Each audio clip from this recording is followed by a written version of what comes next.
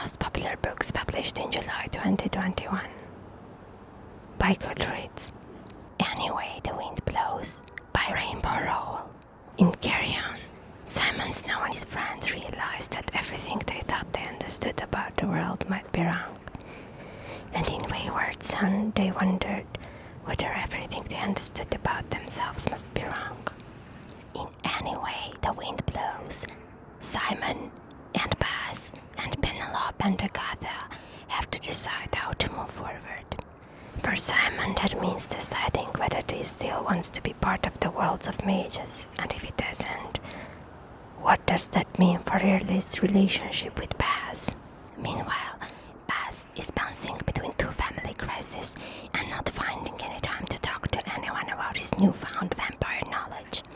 Penelope would love to help, but she's smuggled an American normal into London and now she isn't sure what to do with him. And Agatha, well beloved, has had enough. Anyway, the Wind Blows takes the gang back to England, back to Watford, and back to their families for their longest and most emotional-wrenching adventure yet. The book is a finale. It tells secrets and answers questions and lays ghosts to rest.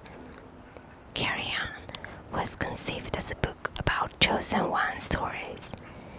Anyway, The Wind Blows is an ending about endings, about catharsis and closure and how we choose to move on from the traumas and triumphs that try to define us. The Final Girl Support Group by Grady Hendrix. A fast-paced, thrilling horror novel that follows a group of heroines to die for, from the brilliant New York Times best-selling author of the Southern Book Club's Guide to Slaying Vampires. In horror movies, the final girl is the one who's left standing when the credits roll. The one who fought back, defeated the killer, and avenged her friends. The one who emerges bloodied but victorious. But after the sirens fade and the audiences move on, what happens to her? Lynette Tarkington is a real-life final girl who survived a massacre 22 years ago. And it has defined every day of her life since. And she's not alone. For more than a decade, she's been meeting with 5 other actual final girls and their therapists in a support group for those who survived the unthinkable, putting their lives back together, piece by piece. That is, until one of the women misses a meeting and Lynette's worst fears are realized. Someone knows about the group and is determined to take their lives apart again, piece by piece. But the thing about these final girls is that they have each other now, and no matter how bad the odds, how dark the night, how sharp the knife, they will never ever give up. She Who Became the Sun by Shelley Parker Chan. Mulan meets the Song of Achilles in Shelley Parker Chan's She Who Became the Sun, a bold, queer, and lyrical reimagining of the rise of the founding emperor of the Ming Dynasty from an amazing new voice in literary fantasy. To possess the mandate of heaven, the female monk Shu will do anything. I refuse to be nothing. In a famine-stricken village on a dusty yellow plain, 2 children are given to fates. A boy, a greatness, girl, nothingness. In 1345, China lies under harsh Mongol rule. For the starving peasants of the Central Plains, greatness is something found only in stories. When the Shu family's 8th-born son, Shu Chongpa, is given a fate of greatness, everyone is mystified as how it will come to pass. The fate of nothingness received by the family's clever and capable second daughter, on the other hand, is only as expected.